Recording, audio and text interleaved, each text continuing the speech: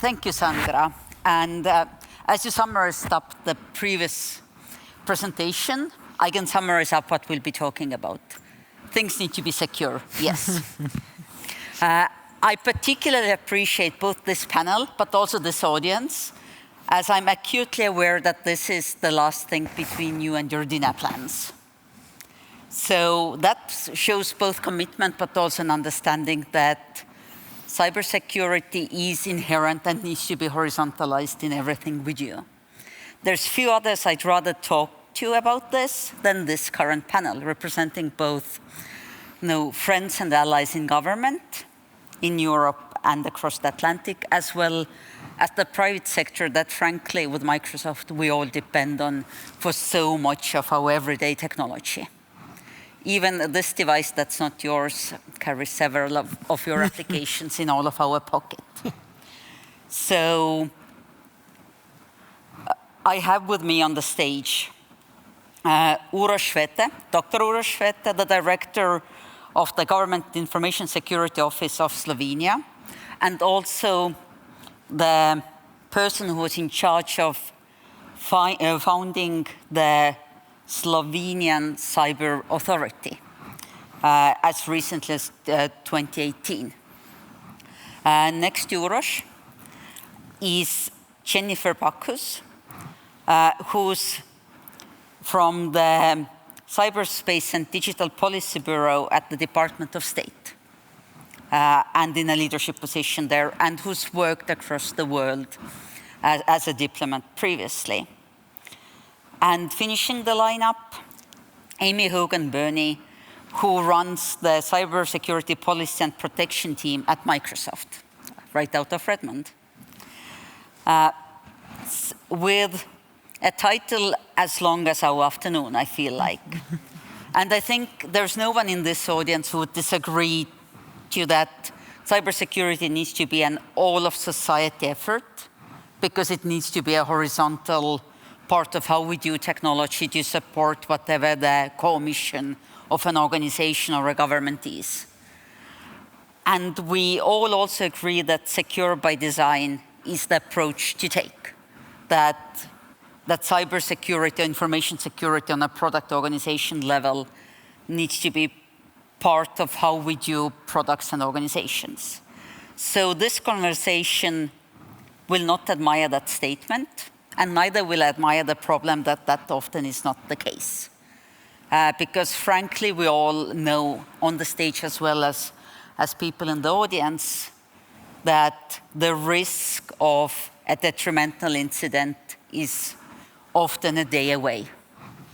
And we also know that anyone who assures you that risks are 100% managed is either lying or criminally lying. So rather, we'll talk about what that sort of very horizontal security in a society and in products and services would look like, as we agree that it needs to happen. So with that, I think I'll actually start with you, Amy. And I'll start with you because one of the problems we often also admire is the fact that no one's quite capable of doing information security in an organization, cybersecurity in a comprehensive manner. So we know, and I read from the US National Cybersecurity Strategy also, that those who are more capable need to step up and take a bigger responsibility. And there's no one more capable than the big corporations when you look at the global cybersecurity picture. So what does that look like for a corporation? And what does stepping up with this sort of responsibility for global security look like for a publicly traded company? It's a great question. It's so interesting that secure by design has become very popular in conversation now, but it's actually something that's been around for forever, as long as you've been a software developer. And for more than 20 years, we've been committed to Microsoft's security development lifecycle, which is the direct engagement of security as a component of all of our products. And so I couldn't agree more that those that are more capable should be more responsible, and we have been and will, I think, continue to be. And that security development lifecycle is based on the NIST Secure Software Development Framework. And I think that framework exists now, and I assume based on the National Cyber Strategy, as well as some of the regulations that we have coming out of the EU, that we'll see that framework change, and we will have new requirements that we'll be able to meet in that space.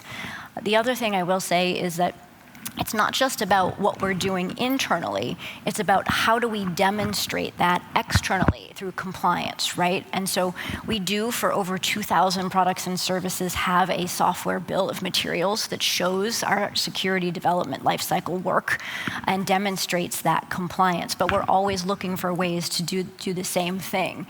The other part I'll say just about secure by design as we look at regulation, and I think maybe we'll touch on this a little later in the panel as well, is we want to make sure that anything that we're doing in the security space is really about securing our products and services and providing those services to our customers. And in some ways, the regulatory landscape, it's really important to make sure we're looking at why the regulation is in place and what goal we're trying to achieve, so we make sure we have the right requirements, and then we can have the right accountability and the right evidence in order to demonstrate that.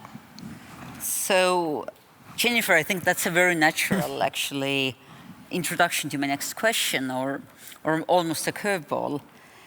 It's the software bill of materials, which basically says that with our software products, we need to have transparency into the components the way we have transparency into components of, let's say, on the back of a chocolate bar. Do you know what goes in? So if there's any dangerous ingredients, we know how to pull them. All the software bill of materials does is to bring that to the technology world and say, if you know what your components are and one of them happens to have a vulnerability, you know where to look and how to manage risks to minimize the effects or the impact. But that's only part of the supply chain or the secure sort of approach to horizontal security in both cyber and information security. There's a lot of preemptive steps that can also be taken in how you manage technologies and how we manage technologies as a society and the government creating regulations around it. Increasingly, an important part of the conversation understands that we will be reliant on technology providers. We'd like to not be locked into them, but governments will not be the best software developers in the world. So, in a way, we have to also manage for the geopolitical risk in there. We have to manage, pick whom we trust more, whom do we consider more reliable or trustworthy as an often international technology provider. How do you do that as a government? How do you do that as probably the government procuring the most technology from an open market in the world? Well, thank you for the question. I think I'd start by saying that it's great to be in Estonia, it's great to be in Europe, and I think the group that you've gathered here today shows that essentially you need to work internationally with like-minded partners to be successful. So we do have a supply chain executive order which looks at the question of where are we procuring our services from, where are we procuring our goods from. But essentially the idea is not everything can or should come from the United States. If you look at, we haven't spent any time on 5G, but I'll just spend maybe 2 minutes on 5G, which has been a huge effort of the US government. If you look at our effort around 5G, it's been wholly reliant on European and Korean companies. The US doesn't have a 5G solution. Europe has a 5G solution. Korea with Samsung has a 5G solution. And we've been dependent upon that. I think so many times we think that our security is going to be wholly dependent upon firms from name your country, whether it's the United States or Europe. But in fact, I think long-term what we need to do is we need to collaborate together, figure out where the best technology is coming from in a place that holds similar values, that has similar commitments to transparency, to democracy, and then work together in that way. So I think what you're seeing now is really an idea that our long-term success in the United States, but also in Europe, is going to really come from collaborating together. And in some cases, it's going to be a US product, and in some cases, it's going to be a European product. And what we shouldn't be doing, and a little bit inspired by Cloudflare's presentation, is we shouldn't be setting up artificial boundaries which ultimately reduce our security as opposed to enhancing our security.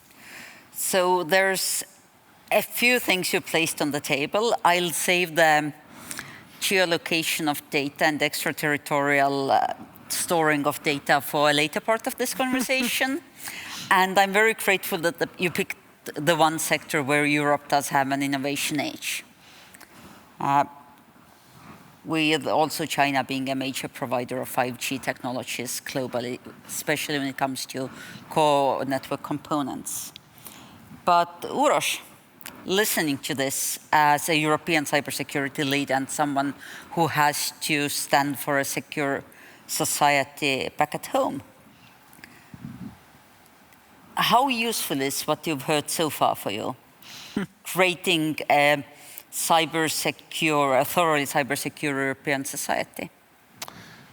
Well, thank you so much for your question. Of course, this is for us as, let's say, national authorities, very important to have a direct, let's say, relations between producers and, of course, like-minded countries and implementations of all these activities. That means that this is not a cliche or a kind of buzzword, but cyber is, of course, a part of IT, digital technology, which is really transnational. And in this particular case, there are so rare solutions which are, at least generally speaking, I would say tailor-made, and of course very, very dependent on particular interests. But in reality, especially when we are talking about our entities which are obliged for following legislations, the majority of tools, operating systems, whatever we are talking about, this is pretty the same. So, of course, that means that we use more or less pretty the same technology. What is, of course, of cost, I would say, beneficial way of view, very important. On the other hand, if we have been facing with exploits or zero-day exploits, this is then, of course, a question how vulnerable we are at all in I would say, in a moment. So that means that technology, of course, which is nevertheless, as my former one you mentioned, produced or made in Europe, North America, or our like-minded Asian countries, this is something what we are using, and what, of course, we have to defend together. And of course, together, I mean, from technological and let's say more formal or legislative perspective. But in very practical terms, in using commercial or commercially developed products, we know that a technical audit is often not practical. A code review line by line, even if doable, though resource demanding, is out of the window with the next software update, which is so necessary for security reasons, which leaves us in this dilemma of how do you assess your supply chain and related risks? From my perspective, maybe one of the best solutions we found in recent years was 5G security toolbox for the first time, at least at the EU level. Why? Because at that time we actually identified that the risks and the threats are not just coming from technical or from technical domains, but of course that they are geopolitical as well. So that means that you always have to make an all-hazards approach how to assess technology or service you actually intend to use, and this is something what, of course, we can't do by ourselves. We cannot compare, let's say, very complex IT or digital technology with, let's say, food or some other, I would say, more order supply chain, because it's not that easy, because IT technology actually is the same time economy-driven tool and geopolitical tool for of course, let's say, implementing national security perspectives. So we have to have in mind that at the same time we are using the same technology for more national selfish interests and, of course, for economic prosperity and development. And that's why we have so a difficult job to merge all these interests together.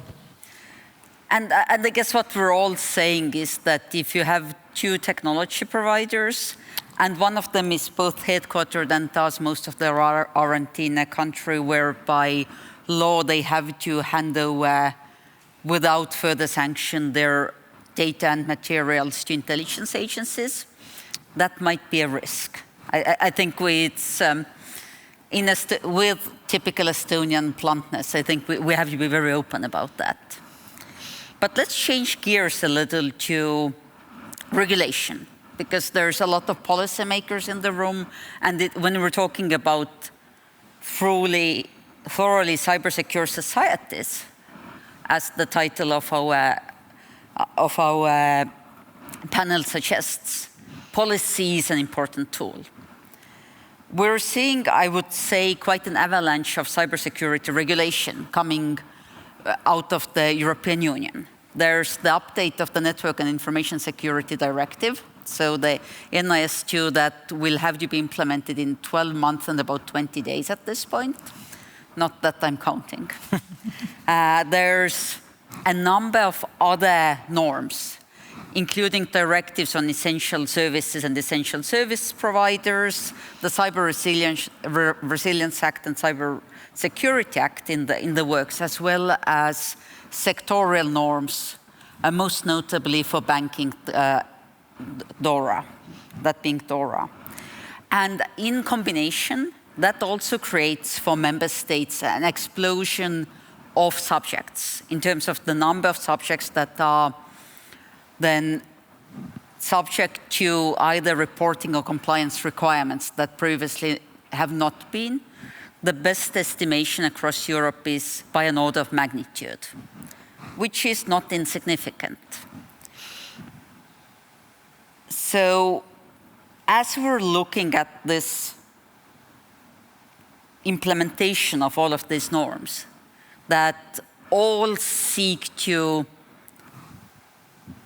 set requirements on cybersecurity, as I said, often to subjects that previously not have had strict requirements, what do you think that world would look like? As someone who has clients across the world, I would imagine in every country, state, and nation. Yes, it's a great question. And I know you said you're not counting the days to NIS2 implementation, but I am. So, so first, I think I'll start by talking a little bit about how the regulation at this point is both horizontal and vertical. And what I mean by that is we are seeing regulation, not just in the EU, but we'll focus on the EU, that is about cybersecurity in a horizontal subject matter way. But as you pointed out, we are also seeing regulation that is sector-specific, such as DORA, which is specific to the financial sector, but it implicates the underlying cybersecurity of cloud service providers and others. And so anytime that you have regulation that is both horizontal and vertical, it's very challenging in order to square those and to support your customer and your business and ensure that you have the right cybersecurity in place. Looking at NIS2 specifically, because that's the one that's going to be implemented soonest, I think there is the regulation, and then there is the implementation of any regulation. And the most important thing that you can see is where the implementation is going to go. Right now, looking at CRA, we have cloud service providers covered by both NIS2 and CRA, and the requirements are different. So from a provider, I have to determine, first, I must comply with NIS2 because that's going to be in force first.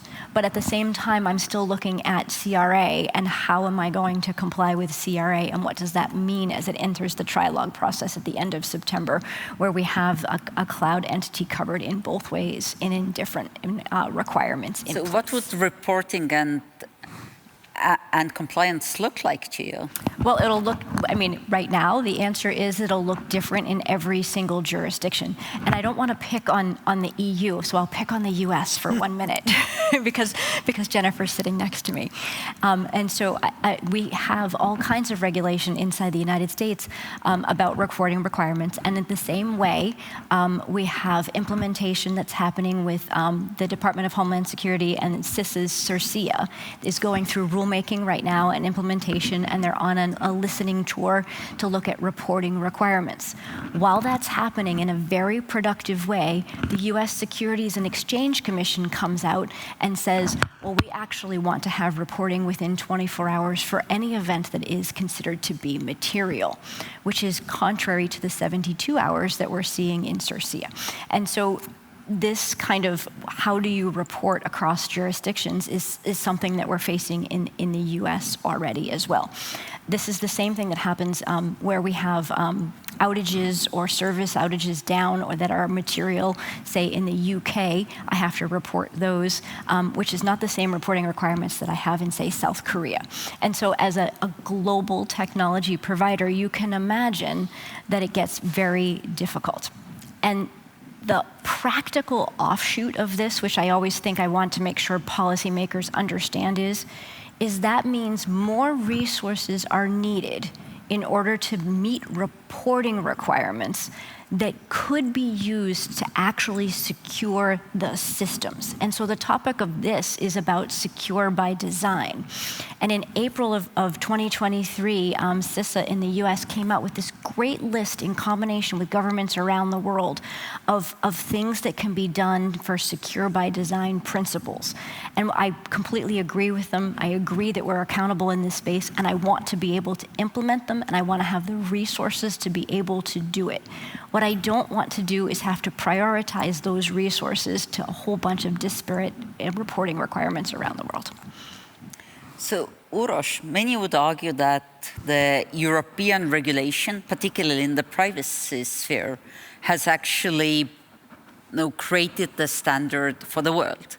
And if I read the US National Cybersecurity Strategy, it does look a lot like the NIS directive in parts. If I read the California Privacy Act, it does read like GDPR, there's no question. Do you think that at the current stage, what we're doing as Europe is more likely creating a standard or a best practice or an approach that will become the global best practice or approach, at least amongst like-minded nations? Because privacy and security are really not a concern for totalitarian regimes, let's face it. This is a democratic-only problem we're discussing.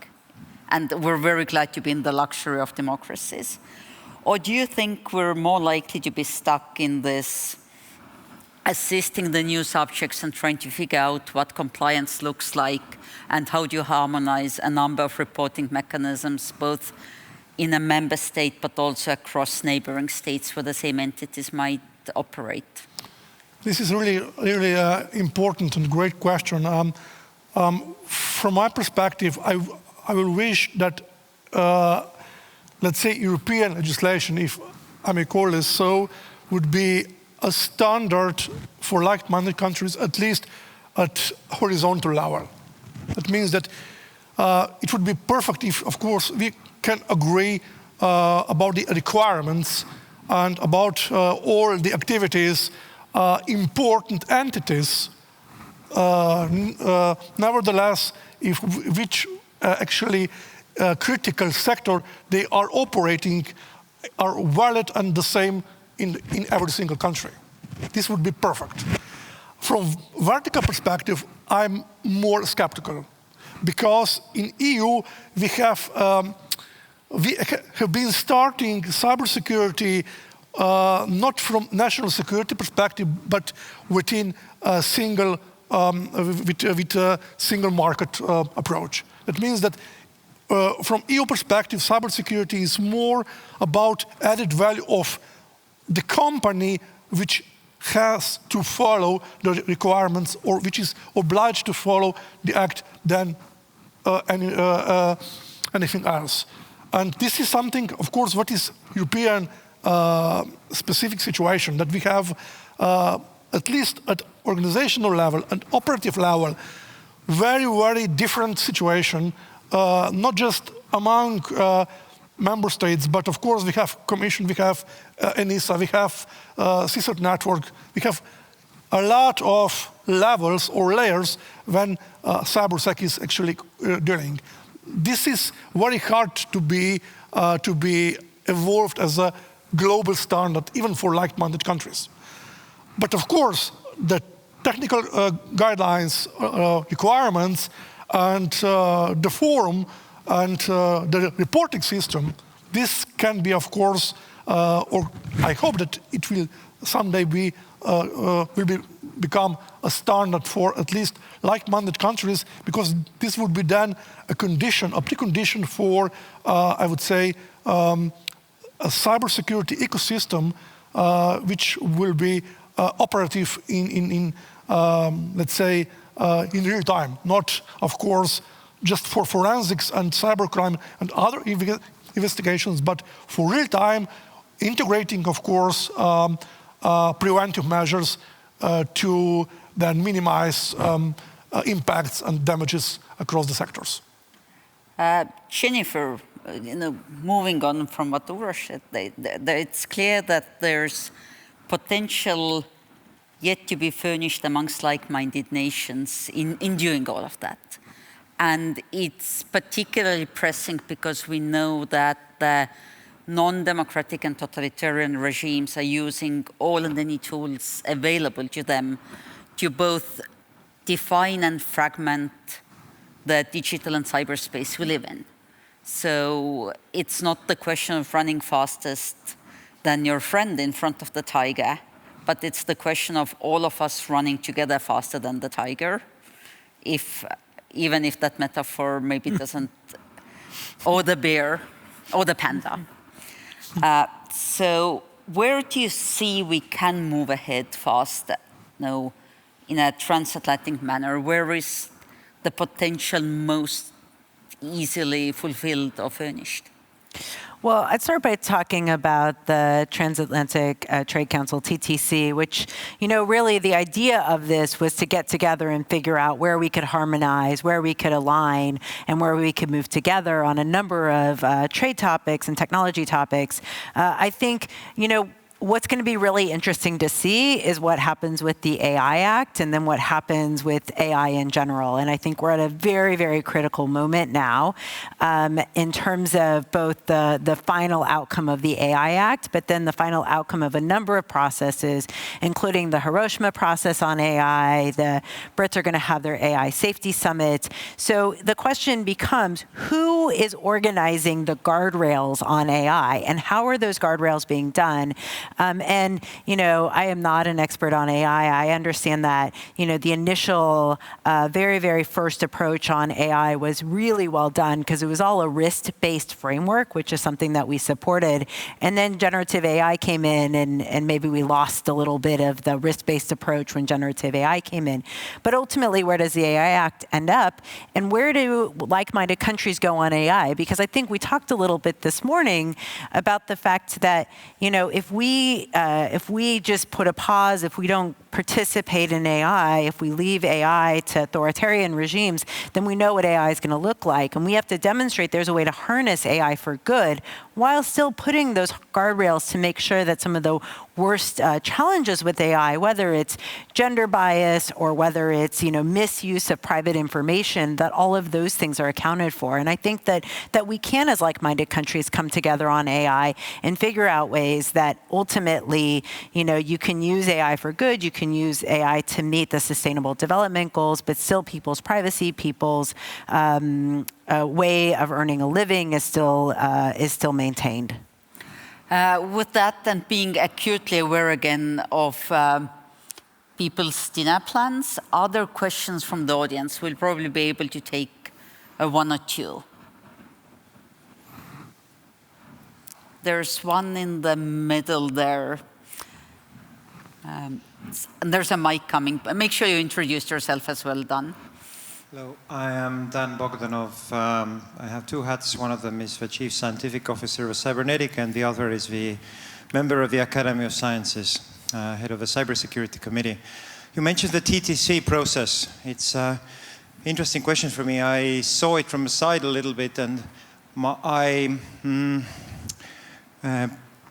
thought that we would be able to get some lighthouse projects out of it. Something that would shine on both sides of the Atlantic and show that some of these things can be done successfully, technically or organizationally or in a regulatory fashion, and we could come together and get it to work. I haven't noticed that it has happened. Do you know why? Well, I would start by saying, of course, everybody wants the big splashy outcome. Trust me, we have a lot of questions about splashy deliverables. And there are discussions on things like 5G projects in third countries. But the really good work is the stuff that actually, to be honest, most people don't want to talk about or necessarily don't care about.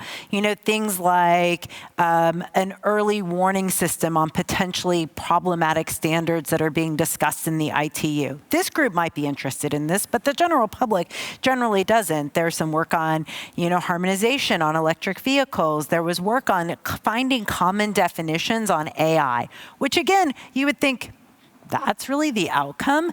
But if you don't define things the same way, I find this all the time in this job, that people throw out phrases and words, and then I have to say, what does that mean? I mean, when I first was faced with the idea of digital public infrastructure or digital public goods, I asked every person I met to define that for me, and I got a different definition from every person. So these things which may seem sort of small and they're not really beautiful for when you have a bunch of ministers or secretaries sitting around a table, but ultimately it makes sure that we are communicating with a similar vocabulary and that we're approaching these issues from the same script, which again, I think is so critically important at this moment, because otherwise we're going to spend most of the time discussing, what is a large language model? Because, different people will define those in different ways. Would either of you like to add anything, or is there another question from the audience? Up front here.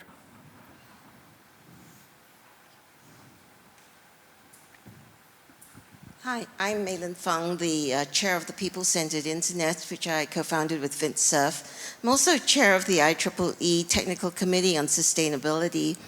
And I wonder about some of the recommendations. There's a big Planet Positive report that came out of the IEEE, which is in work in process. Hundreds of IEEE members have been involved in developing this. There's a call within that for responsible technology labeling and licensing, and I wondered if you would care to comment. Is this question genuine in particular? More to the US side, yeah. Well, first of all, we were just discussing internally the incredible importance of the technical community in creating the foundation on which regulations or standards or any frameworks are developed. So I think, I like to say, so she mentioned, I'm a diplomat. I am not a techie. They try to explain blockchain to me. I think I understand it. I shouldn't be determining regulations or standards at all. And so it is, as we look at the way forward, I just wanted to start by putting a call out for multi-stakeholder, including really the technical community participating in this. So I think, as that is a baseline, I think that you do need to look at responsible technology. And I think that there is sort of, how do you move forward with that? And ultimately in the United States, we're going to generally lean towards frameworks versus legislation, and I think that will continue to be the way forward. I'm not sure that was really an answer. Maybe Microsoft has a better one. Well, first I will say we support labeling because we support transparency all up.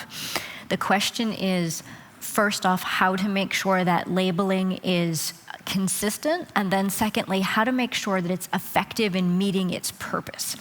And so what I think your point of engaging the tech company is incredibly important, so we can meet both of those needs, which is, yes, we are absolutely able to do labeling, but is it effective and does it meet the purpose that we're trying to serve, and will it be able to be more universal?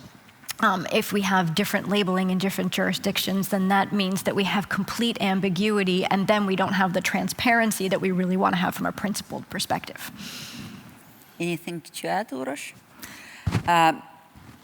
In this conversation, as much as any other on cybersecurity, reminds us how complex, both in terms of technology and attack vectors and regulation, the landscape is, and the complexity is only growing. A large part of what we're seeking to do, whether it's in a risk-based or technology-centric or norm-centric way, is very much to future-proof our society against unknown unknowns. And that's the one part of both scenario planning or risk management that no one's really good at. That's the definition of the unknown unknowns. So going back to what the title of our panel calls for, how to create cyber-secure societies using secure by design as a pretty promising option, let's face it.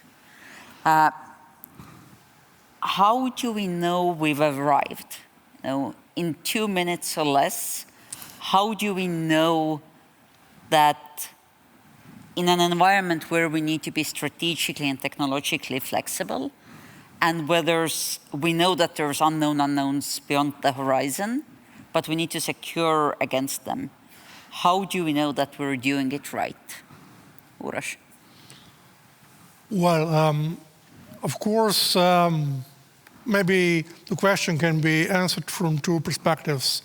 Firstly, if all our services and tools, of course, will be applicable for the users in the way for which, of course, they have been developed, then this is one option that we can say this is the right perspective.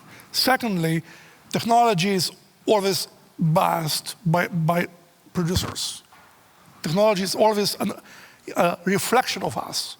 And technology is neither, I would say, bad or hostile or good and, of course, prosperous. This is always a question about the users and about the policies and about the strategies. So that means that if we will, as a societies, of course, if we will be able to develop us in a way, of course, we are actually trying to achieve, then we can say technology is right.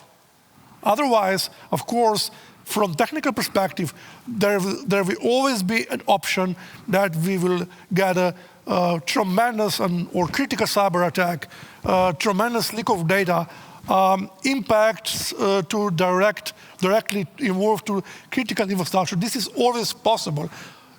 Even the physical I would say, threats to our infrastructures are important for taking into account. We just in Slovenia have a tremendous experience with the floods recently, while all our parts, all the infrastructure was totally actually damaged. And this is something what we always have to take into account. But if the societies will then find a redundant solution, and if we will be able to restore our primary systems and tools and services as soon as possible, then we can say we are do our job right. How do we know that we're doing it right, Jennifer?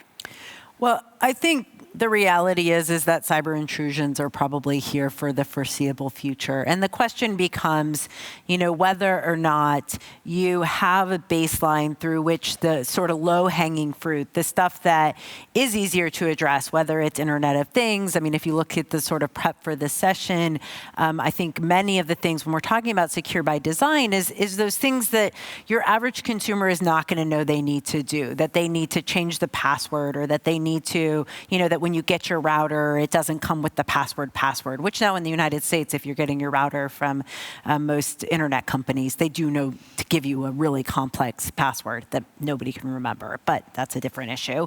But then, you get into a whole range of other issues. If you're a small business owner, do you have to close down a port on something? What does that even mean? Or are you getting essentially things, technology that at its basis is secure to start with. And then you're going to constantly need, the patches and the updates and the other things.